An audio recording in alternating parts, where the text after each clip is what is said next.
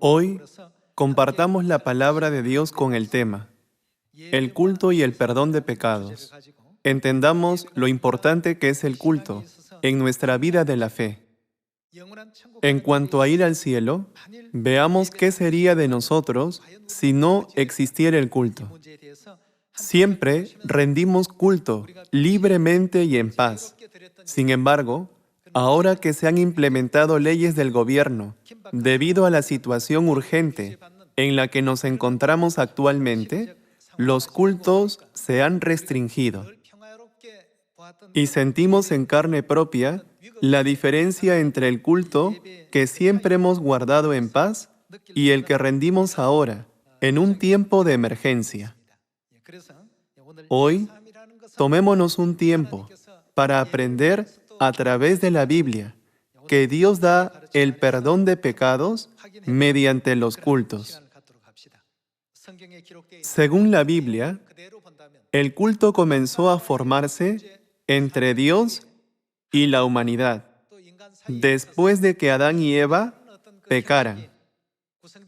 Las características más básicas del culto son el arrepentimiento y el perdón de pecados. Los que no se arrepienten no pueden rendir culto, y los que no rinden culto no tienen forma de recibir de Dios el perdón de pecados. ¿No es así como aparecen en la Biblia el sacrificio de Caín y el sacrificio de Abel? Sacrificio y culto son sinónimos. El culto de Abel y el culto de Caín, ¿por qué rindieron culto? Ya que podemos ir hacia el árbol de la vida solo si nuestros pecados son perdonados, Dios enseñó a Caín y Abel la forma de recibir el perdón de pecados a través del culto. Y después de Caín y Abel, muchos ofrecieron sacrificios, derramando sangre de animales cada vez que rendían culto a Dios. Miles de años pasaron así, hasta los días de Moisés. En el tiempo de Moisés, comenzó a establecerse la estructura para el culto. Muchos formatos se omitieron hasta entonces, pero en el tiempo de Moisés, Dios estableció la ceremonia del culto en el monte Sinaí, diciendo, de ahora en adelante, rindan culto de acuerdo con estas reglas. Esta es la ley del antiguo pacto. En pocas palabras, Dios les enseñó a rendir culto en el antiguo pacto. El antiguo pacto sirvió como figura y sombra para reflejar el nuevo pacto. En los tiempos del Antiguo Testamento, todos los cultos se llevaban a cabo derramando sangre de animales. Sin embargo, en los tiempos del Nuevo Testamento, Jesucristo se convirtió en la ofrenda del Cordero de la Pascua y la ofrenda de expiación. La ley del culto del nuevo pacto surgió con este contenido. Existió el culto en el Antiguo Testamento y también existe el culto en el Nuevo Testamento. El perdón de pecados nunca se puede dar sin el culto. Sin el culto, no hay puente que pueda llenar el vacío entre Dios y la humanidad. Así de precioso es el culto en nuestra vida de la fe. Algunos toman el culto a la ligera y piensan fácilmente, solo necesito rendir culto a su hora. No necesito hacer mucho esfuerzo para ello. Sin embargo, el nuevo pacto tiene sus leyes y reglas, y el antiguo pacto también tiene sus reglas y leyes. ¿No es así? La forma de rendir culto en el antiguo pacto está escrita en el Antiguo Testamento, y la forma de rendir culto en el nuevo pacto está escrita en el Nuevo Testamento. Si consideramos esto, nuestra vida de la fe nunca puede existir sin el culto. Necesitamos los cultos. El huerto del Edén fue elegido como figura para mostrar cómo la humanidad pecó contra Dios en el cielo. Y a través de lo que sucedió en Edén, Dios nos mostró cómo pecamos y fuimos expulsados a esta tierra. Entonces, para restaurar el paraíso perdido, Dios quiere ver lo que hay en nuestro corazón a través del culto. Dios dijo que probó a los israelitas en el desierto, donde caminaron durante 40 años, para ver qué había en sus corazones y cómo era su fe. ¿No es verdad? Dios desea ver nuestra actitud hacia Él a través del culto del día de reposo, los tiempos diarios de oración de la mañana y la tarde, y los distintos cultos de las fiestas anuales. Al hacerlo, cuando finalmente sea hora de que Dios juzgue a la humanidad, cuya vida termine en esta tierra, Dios ordenará a las almas que se han arrepentido que se aparten de las que no lo hicieron. Por esta razón, Dios nos permitió el culto, que es fundamentalmente importante. Nuestra vida de la fe no puede existir sin los cultos. Veamos la palabra de Dios en Génesis capítulo 4, versículo 1. Conoció Adán a su mujer Eva, la cual concibió y dio a luz a Caín, y dijo: por voluntad de Jehová he adquirido varón. Después dio a luz a su hermano Abel, y Abel fue pastor de ovejas y Caín fue labrador de la tierra.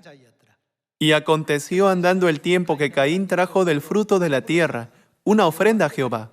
Y Abel trajo también de los primogénitos de sus ovejas, de lo más gordo de ellas. Y miró Jehová con agrado a Abel y a su ofrenda, pero no miró con agrado a Caín y a la ofrenda suya.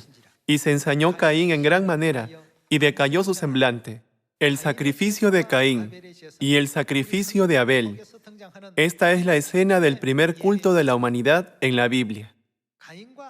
¿Por qué Caín y Abel ofrecieron esta clase de culto? El sacrificio, es decir, el culto, tiene el significado de expiación.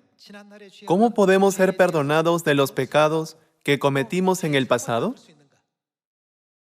El significado del arrepentimiento por todos nuestros pecados cometidos en el pasado se encuentra dentro del culto. Por lo tanto, no rendir el culto significa que no hay perdón de pecados y se entiende como no arrepentirse. Por esa razón, el culto es la parte más esencial e indispensable de nuestra vida de la fe, que nunca debe omitirse. En cuanto a rendir culto a Dios, debemos ofrecer el culto correctamente según las reglas de Dios. Por esa razón, somos precisos cuando se trata de averiguar si el día de reposo es sábado o domingo, y si nuestro día de reposo se observa de acuerdo con la regla de Dios. ¿No es cierto? Es lo mismo con la Pascua. Si tomamos el sacrificio de Caín y Abel y lo comparamos con los tipos de culto, podemos decir que el culto que se ofrece incorrectamente es como el de Caín, y el culto que se ofrece correctamente es como el de Abel. ¿No es así? Por lo tanto, si vemos Génesis capítulo 4, podemos entender que Dios mostró, a través de los sacrificios de Caín y Abel, cómo restaurar el huerto del Edén, donde originalmente estaban Adán y Eva. Por miles de años, todos los sistemas del Antiguo Testamento estuvieron sin codificar, pero luego fueron regulados en el tiempo de Moisés, y Dios nos mostró cuáles eran las características del culto. Vayamos a Levítico capítulo 4. En el capítulo 4, versículo 1 está escrito: Habló Jehová a Moisés diciendo: Habla a los hijos de Israel y diles: Cuando alguna persona pecare por yerro en alguno de los mandamientos de Jehová sobre cosas que no se han de hacer e hiciere alguna de ellas, si el sacerdote ungido pecare según el pecado del pueblo, ofrecerá a Jehová por su pecado que habrá cometido un becerro sin defecto. ¿Cómo qué tipo de ofrenda? Para expiación. La acción que tomamos para recibir la expiación por todos los pecados que hemos cometido es el culto. En el Antiguo Testamento se llamaba sacrificio y en el Nuevo Testamento se llama culto. Significan lo mismo. Si no hay culto, no habrá ventana a través de la cual podamos ser perdonados de nuestros pecados. Por esa razón, Dios permitió que se transmitiera el sacrificio de Abel, y en los tiempos de Moisés comenzó a organizar el orden y las reglas fundamentales de sacrificio una por una. Esto se convierte en la ley del antiguo pacto. En todos los sacrificios del Antiguo Testamento, el arrepentimiento de un pecador está contenido en ella, así como la expiación de Dios. El sacrificio o culto es la ceremonia para que los pecadores expresen su arrepentimiento a Dios y para que Él vea el arrepentimiento de los pecadores y perdone sus pecados. Pasemos al versículo 13. Si toda la congregación de Israel hubiera errado, y el hierro estuviera oculto a los ojos del pueblo, y hubieran hecho algo contra alguno de los mandamientos de Jehová en cosas que no se han de hacer, y fueren culpables, luego que llegue a ser conocido el pecado que cometieren, la congregación ofrecerá un becerro por expiación, y lo traerán delante del tabernáculo de reunión. Y los ancianos de la congregación pondrán sus manos sobre la cabeza del becerro delante de Jehová, y en presencia de Jehová degollarán aquel becerro. Y el sacerdote ungido meterá de la sangre del becerro en el tabernáculo de reunión, y mojará el sacerdote su dedo en la misma sangre y rociará 7 veces delante de Jehová hacia el velo. Esta es la forma en que traían sus ofrendas a Dios, y las usaban para el sacrificio. Utilizaban becerros, a veces corderos, otras veces cabras, y a veces palomas. En la razón nuclear de la formación de todos estos sistemas se encuentra el pecado. Cuando el pueblo comprendía sus pecados, ofrecían sacrificios a Dios, diciendo, al reflexionar en nuestra vida, podemos ver que está manchada de pecados. Por favor, perdónenos. En la época del Nuevo Pacto, todo cambió a ofrecer el culto a Dios. Los sacrificios incluyen el arrepentimiento de un pecador y también la expiación de Dios.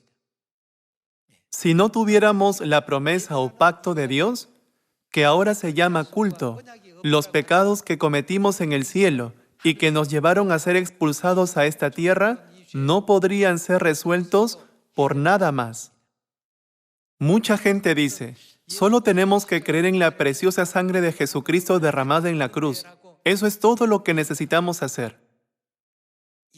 Piensan que aunque no se ofrezca culto ni sacrificio a Dios, se puede hacer todo. ¿Cómo llama la Biblia a la fe sin obras? Una fe muerta. Dios explicó que si comprendemos nuestro pecado y nos arrepentimos de éste, entonces debemos expresarlo a través de obras. Cuando Jesús estableció el nuevo pacto, expresó, hagan esto, ¿no es así? No dijo, consideren esto. Todo este mandato requiere obras. Si conectan los 66 libros del Antiguo Testamento y del Nuevo Testamento, se trata del sacrificio, es decir, del culto. ¿Quién es Jesucristo según el orden de Melquisedec? Es el sumo sacerdote. ¿Qué hace un sumo sacerdote? ¿Hay necesidad de un sumo sacerdote si no hay sacrificio? No. Ya que existen sacrificios en el nuevo pacto, se necesitaba el sacerdote Melquisedec. Sin el culto, la regla del nuevo pacto, que es la forma de adorar en el orden de Melquisedec, e incluso el orden del nuevo pacto en sí mismo, no tienen sentido, puesto que el arrepentimiento, el perdón de pecados y la expiación están incluidos en el culto. Cada momento de adoración debe tomarse en serio y con el máximo cuidado. ¿Qué es el culto? ¿Es solo orar y cantar alabanzas? Debemos orar y cantar alabanzas, conociendo su importancia y significado.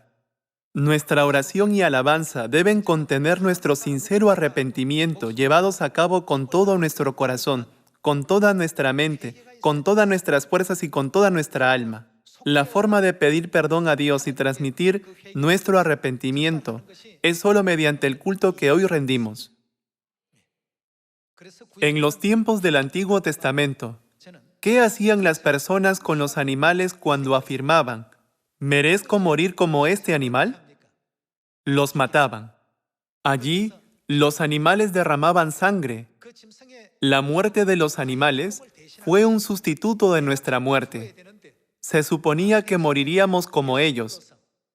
Sin embargo, se sacrificaron animales y murieron en lugar de nosotros.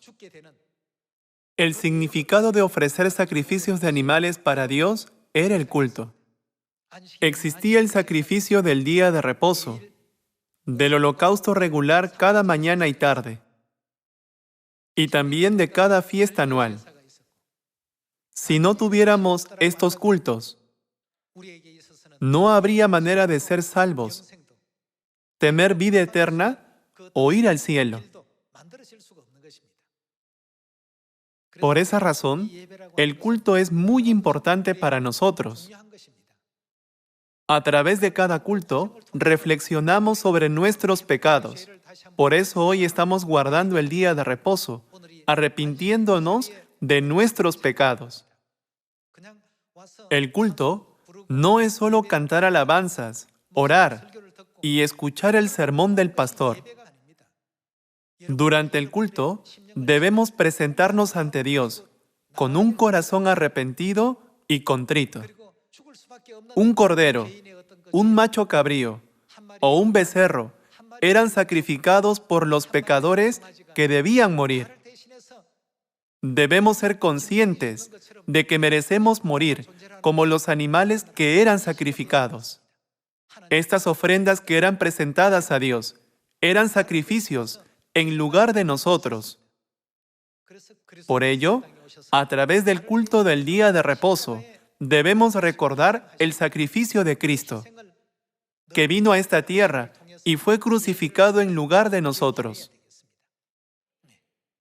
Para que nos acerquemos al trono de gracia con confianza, debemos reflexionar todos los días. Por esto participamos en el culto, ¿no es así? Todos los sacrificios del Antiguo Testamento contienen el arrepentimiento de un pecador y la expiación de Dios. Confirmemos esto a través de Levítico, capítulo 16. En el capítulo 16, versículo 6, se lee: "Y hará traer Aarón el becerro de la expiación que es suyo, y hará la reconciliación por sí por su casa. Después tomará los 2 machos cabríos y los presentará delante de Jehová, a la puerta del tabernáculo de reunión. Y echará suertes Aarón sobre los 2 machos cabríos, una suerte por Jehová y otra suerte por Azazel. Y hará traer Aarón el macho cabrío sobre el cual cayere la suerte por Jehová, y lo ofrecerá en expiación. Mas el macho cabrío sobre el cual cayere la suerte por Azazel, lo presentará vivo delante de Jehová para hacer la reconciliación sobre él, para enviarlo a Azazel al desierto". Reiteradamente se lee: nuestros pecados son expiados y perdonados. Recibimos el perdón de pecados. Estas son las palabras principales del culto. Si solamente adoramos a Dios con la presencia de nuestros cuerpos y no con nuestras almas, necesitamos estar alertas a ello. En los tiempos del Antiguo Testamento, los animales limpiaban nuestros pecados, pero ahora, ¿quién quita nuestros pecados en la época del Nuevo Testamento? El Padre Celestial y la Madre Celestial, que son comparados con el rescate, están quitando todos nuestros pecados. Ellos llevan las cargas de nuestros pecados. Cometimos pecados en el cielo y también pecados malvados en la tierra. Ahora que estamos en Cristo, no debemos involucrarnos en esos pecados nunca más. Con esta determinación, debemos guardar el día de reposo. Arrepintiéndonos de nuestros pecados pasados y dando gloria y gracias al Padre y a la Madre Celestiales que han perdonado nuestros pecados. Debemos acercarnos a Dios paso a paso cada día y cada semana, hasta que lleguemos al reino de los cielos, ¿No es así? En Levítico capítulo 16, Dios explica el significado de la expiación a través de Azazel y el macho cabrío para la ofrenda de expiación. Vayamos al versículo 20. Cuando hubiere acabado de expiar el santuario y el tabernáculo de reunión y el altar, hará traer el macho cabrío vivo, y pondrá Aarón sus dos manos sobre la cabeza del macho cabrío vivo, y confesará sobre él todas las ¿qué? Todas las iniquidades, en otras palabras, los pecados de los hijos de Israel, todas sus rebeliones y todos sus pecados, poniéndolos así sobre la cabeza del macho cabrío, y lo enviará al desierto por mano de un hombre destinado para esto. Y aquel macho cabrío llevará sobre sí todas las iniquidades de ellos a tierra inhabitada, y dejará ir el macho cabrío por el desierto. Todo esto muestra que la palabra central concerniente al culto en el Antiguo Testamento es expiación. Qué graves deben de haber sido nuestros pecados en el cielo para que se sacrificaran innumerables corderos y machos cabríos sin cesar por un largo periodo de 1500 años desde la época de Moisés hasta que Jesús viniera a la tierra. Cada vez que se sacrifica un animal, no solo el animal es sacrificado. En realidad, somos nosotros los que han de ser sacrificados. Esos animales están allí en lugar de nosotros, por nuestros pecados. Esta es la esencia del culto en el Antiguo y el Nuevo Testamentos. Los pecadores deben mirar la muerte de los animales con un corazón arrepentido y con la determinación: nunca más cometeré esta clase de pecado. Si no fuera por el tiempo del culto, no habría manera de arrepentirnos y tampoco la oportunidad de ser perdonados.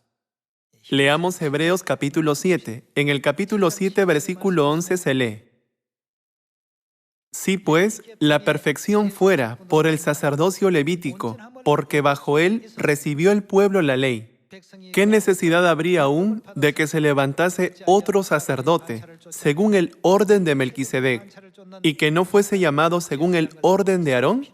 Porque cambiado el sacerdocio, necesario es que haya también cambio de ley. El sacerdocio cambió del orden de Aarón al orden de Melquisedec, y el antiguo pacto cambió al nuevo pacto. Como se manifiesta aquí, la humanidad no podía alcanzar la perfección a través del sacerdocio levita, es decir, el sacerdocio en el tiempo de Moisés. Aquel culto no era perfecto, sino una figura. Sin embargo, el culto ofrecido según el orden de Melquisedec es perfecto. La parte más importante del culto, según el orden de Melquisedec, es el hecho de que Dios quita todos nuestros pecados. ¿No es así? Dios Padre y Dios Madre perdonan nuestros pecados y nos conceden la potestad de ser hijos de Dios y restauran nuestro eterno hogar celestial a través de su preciosa sangre, a fin de que podamos tener vida eterna y bendiciones. ¿No es este el gran amor de Dios derramado sobre nosotros mediante el culto? Teniendo esto en mente, vayamos a Hebreos capítulo 7, versículo 21. En el versículo 21 se lee: Porque los otros, ciertamente sin juramento, fueron hechos sacerdotes, pero éste, con el juramento del que le dijo: Juró el Señor, y no se arrepentirá, tú eres, ¿qué dice? Tú eres sacerdote para siempre, según el orden de Melquisedec. Por tanto, Jesús es hecho fiador de un mejor pacto. Y los otros sacerdotes llegaron a ser muchos, debido a que por la muerte no podían continuar. Mas este, por cuanto permanece para siempre, tiene ¿qué clase de sacerdocio? Un sacerdocio inmutable. Jesús vino a esta tierra y se sacrificó por la humanidad a través del sacerdocio del nuevo pacto. ¿Qué clase de sacerdocio ofrece este culto? Un sacerdocio inmutable. Su sacerdocio nunca cambia. Es inmutable. Si Jesucristo tiene un sacerdocio, ¿no significa que hay un sacrificio que ofrecer a Dios? Solo cuando hay sacrificio se necesita un sacerdocio.